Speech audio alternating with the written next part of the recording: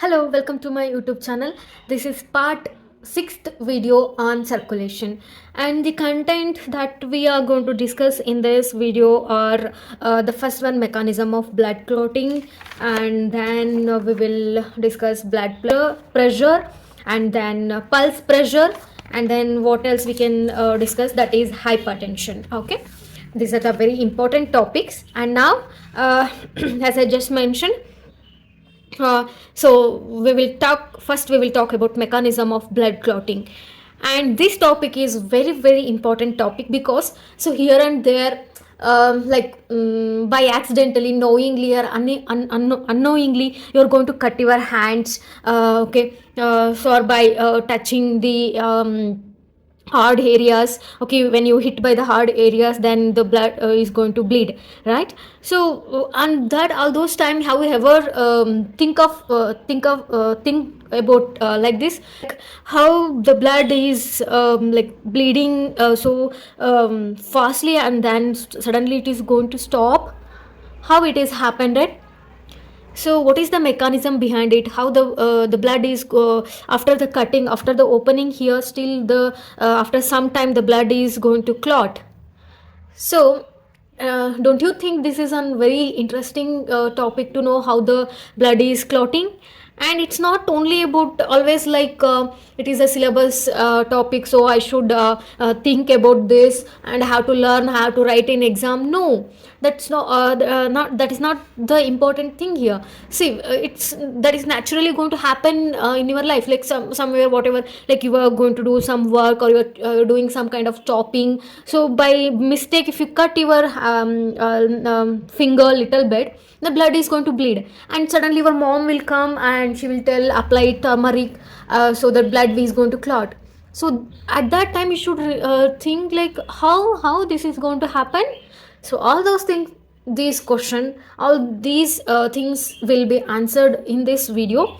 That's what we are studying, that is mechanism of blood clotting, how the blood is going to clot. So that what we are studying. And this mechanism of blood clotting was explained by two scientists named called as Best and Tylers. That's why this mechanism is also named, or this can be called as Best and Tylers theory. Okay, now let's begin. So according to Best and Tylers theory, the blood clotting requires following four factors. Okay, if the blood has to clot from the injured region, or the area, or the part of our body, mainly the four factors are required, and those four factors are thromboplastin, this is the first one. Second one, prothrombin. Third one, calcium ions. Fourth one, fibrinogen. These are the four factors which required for the blood clotting. Remember, first one, thromboplastin, second one, prothrombin, third one, calcium ions, fourth one, fibrinogens. So let's begin with the first point. The injured tissue releases thromboplastin. So just imagine, so you suddenly chopped or you suddenly cutted your finger little bit. Okay, you are at this stage.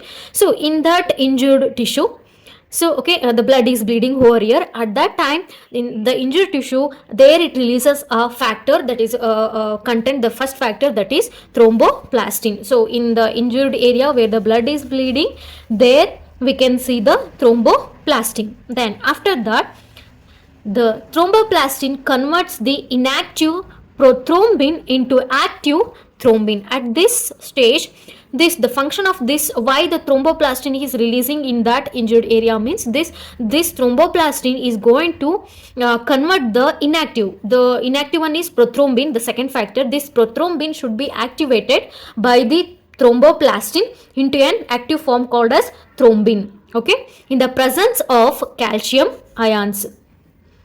And then this activated thrombin converts soluble fibrinogen into insoluble fibrin threads. Okay, so the fibrinogen is a soluble one. Okay, it's a soluble one, it is a liquid one. That soluble fibrinogen is converted into a insoluble fibrin threads.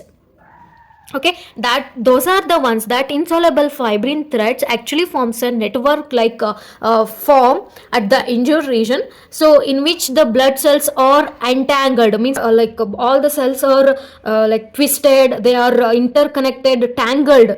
Okay, so that that forms a network, and there forms a clot. Okay, this is how the blood clotting is going to happen at the injured region. That is explained by Best and Tyler's theory. And just to make you easy, I just draw the equations here, so that during the exam time you just have to remember these things, like you have to make a note.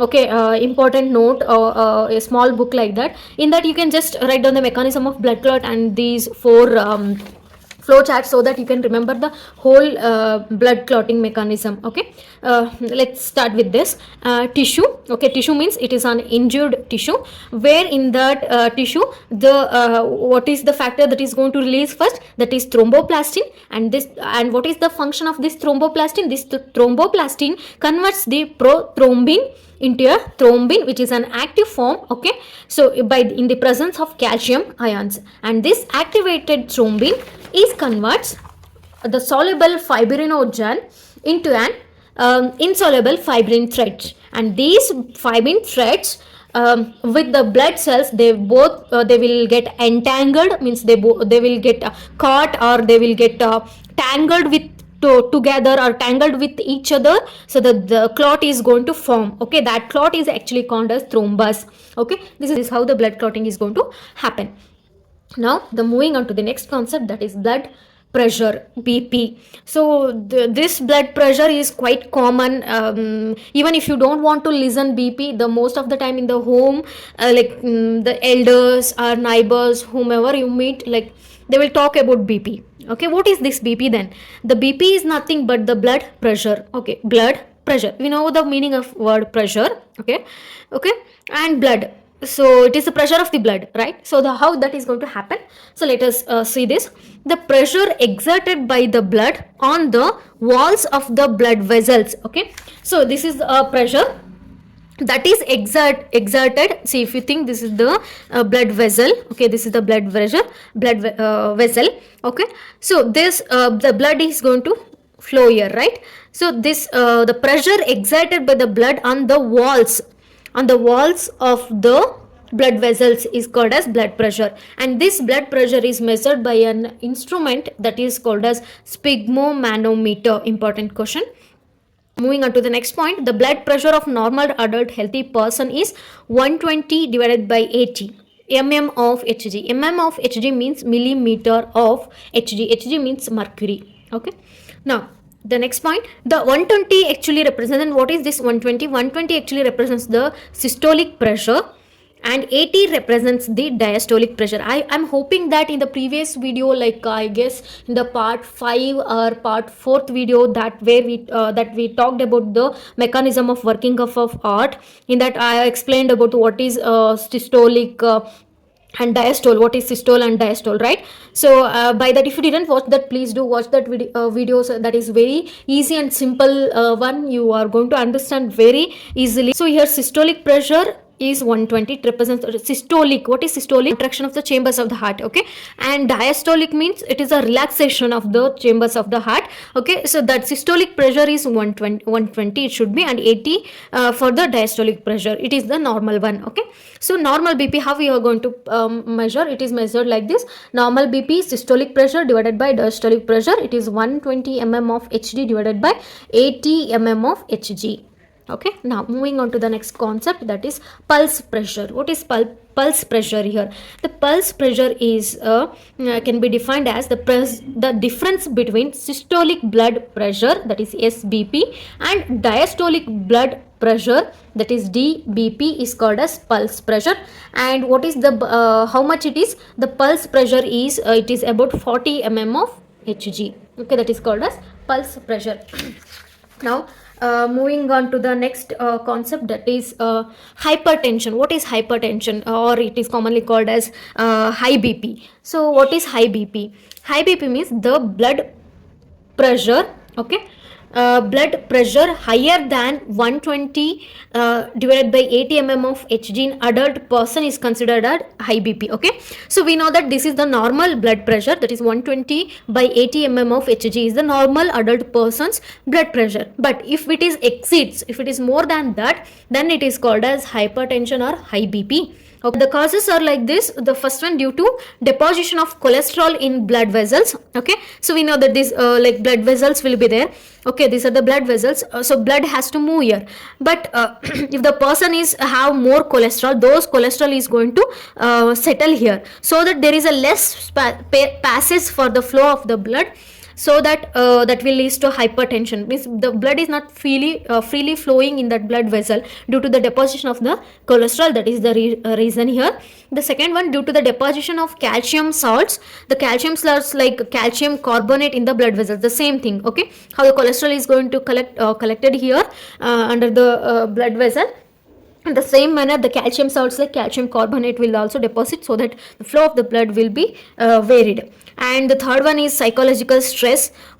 Stress though, if I have to talk about stress, it takes another 2-3 videos, because every person nowadays, because of modernism, the stress is more for even from the small baby to the older people. But you should have to learn to manage your stress. Okay, that is possible when you do the meditation just for 5 minutes.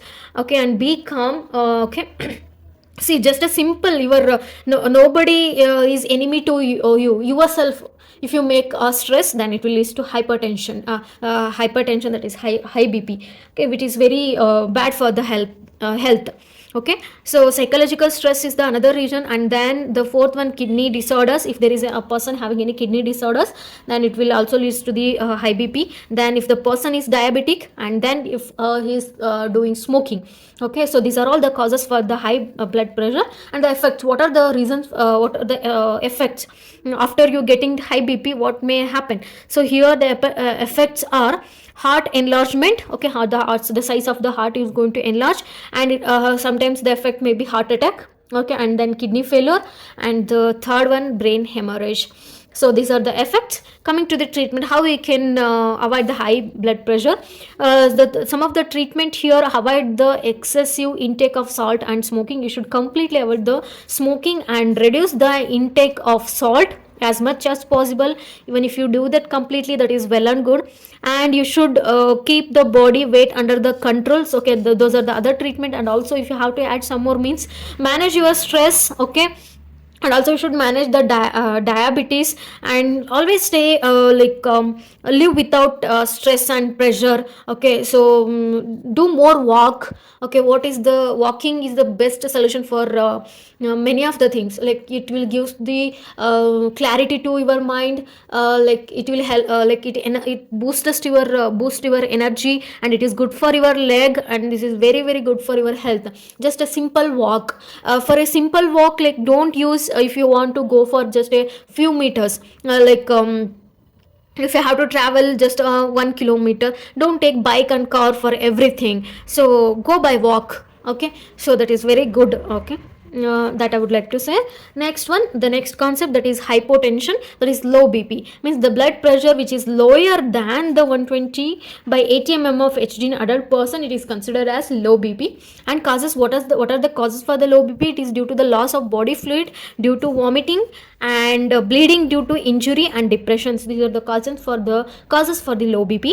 And what are the effects here? If the low BP happens, it may result in decreased blood supply to the brain, kidney and lungs. Just imagine the effects here. It is very just the supply of blood is going to decrease, and it is very important, blood supply to the different parts of the body, that is brain, kidney and lungs. Those are very important. But if that is only get decreased, means it is very dangerous. So you have to think about this, and you have to take a safety measures, and you have to take actions if you are having low BP. And the second effect is heart attack. Okay, and treatment should the one treatment here is that which I have mentioned, that is replacing the lost fluid and blood. Okay, that is the one treatment.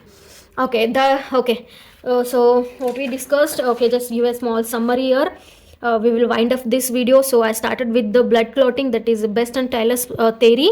So we talked about these four factors, that is thromboplastin, prothrombin, calcium ions, fibrinogens, and then later we talked about blood pressure and pulse pressure, and then we talked about hypertension and hypotension. Okay, so this is that's for this video, and in the next video we will talk about disorders of the heart like cyanosis, that is blue baby, and then later we will talk about the another topic, that is myocardial infarction, that is MI, or it's a common name called as heart attack. So I'm going to explain the disorders of circulatory system in the next video. I'm hoping this video is going to help you, and if you learn something from this video, please do share and subscribe, and thanks for watching.